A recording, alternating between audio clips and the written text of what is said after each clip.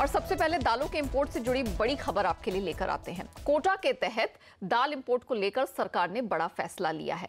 सरकार ने सालाना तकरीबन 6-6.5 लाख टन मटर, मूंग तो टोटल यहां पर दालों के इंपोर्ट को मंजूरी दे दी है। इससे पहले सरकार ने किसानों के हितों को ध्यान में रखते हुए दालों के इंपोर्ट को प्रतिबंधित किया था, लेकिन अब क्यों इसे खोलना पड़ रहा है, किस तरह की मजबूरी है, इसके मायने क्या होंगे, इस सबको विस्तार से समझते हैं और हमारे सहयोगी नीरज राय इस पर बात करेंगे। साथ ही जेएलवी एग्रो के विवेक अग्रवाल को भी जोड़ेंगे।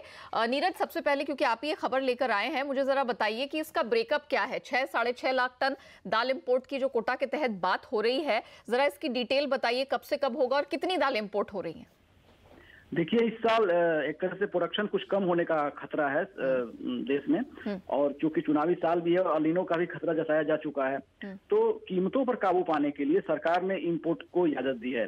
लेकिन चूंकि किसानों को नुकसान न हो इंपोर्ट की वजह से, बाहर से दाल भारत में डंप न होने लगे, इस पर काबू रखने के लिए सरकार ने इंपोर्ट पर कोटा लगा दिया है। तो जो आपका मटर हुआ, मूंग हुआ, उड़द हुआ, ये सालाना मतलब 1 अप्रैल 2019 से लेकर के 31 मार्च 2020 तक सिर्फ 1.5 लाख टन का ही इंपोर्ट इनका हो पाएगा, और अरहर के लिए ये 2 लाख टन की सीमा तय की गई है। तो ये एक फैसला लिया गया सरकार की तरफ से, ताकि दाम बढ़े भी ना और नीचे भी बहुत ज्यादा ना जाए, तो कंज्यूमर को भी फायदा हो सके और फार्मर्स को भी उनको वाजिब दाम मिलता रहे।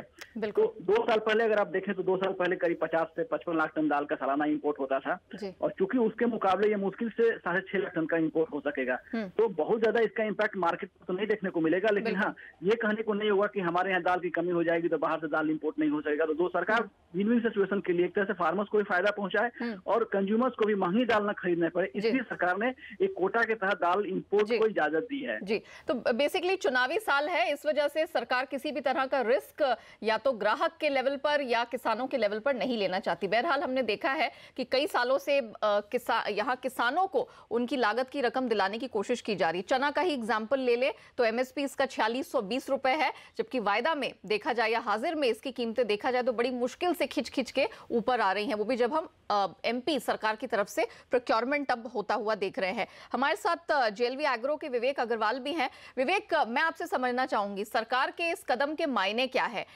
वित्त वर्ष 2020 के लिए 6-6.5 लाख टन दालों का इंपोर्ट कैसे देखा जाए इसे? देखिए, ऐसा है कि आज की डेट पे दालों की उपलब्धता है क्योंकि नई क्रॉप आ रही है लगातार, और हम लोग ऐसा समझ रहे हैं कि जो गवर्नमेंट ने 6.5 लाख टन की इंपोर्ट की इजाजत दी है, ये उतनी बड़ी क्वांटिटी नहीं है जिससे किसानों को डायरेक्ट असर पड़ेगा।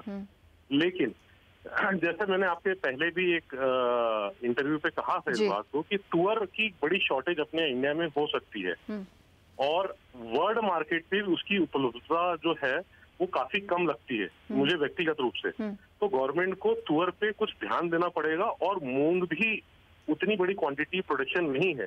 तो मेरे को लगता है कि एक चिंता का विषय आने वाले 4-5 महीने में हो सकता है। लेकिन विवेक जी, फिर अगर सरकार ने ये कदम उठाया है कि 2 लाख टन ही अरहर के इंपोर्ट की बात हो रही है, और आप कह रहे हैं कि ग्लोबल मार्केट में भी, क्योंकि हम दुनिया के बड़े प्रोड्यूसर भी हैं, कंज्यूमर भी हैं, इंपोर्टर भी हैं। अभी तो इंपोर्ट इसलिए बंद कर रखा था क्योंकि यहाँ पर उपलब्धता ठीक ठाक थी, सरकारी स्टोरेज अच्छा खासा था और कीमतें लगातार दबी हुई थी, क्योंकि यहाँ पर नाफेड की भी बिक्री जारी थी। इस पर भी हम पहले भी चर्चा कर चुके हैं। अब जो प्रोक्योरमेंट हो रहा है, धीरे धीरे करके कीमतें चढ़ रही हैं।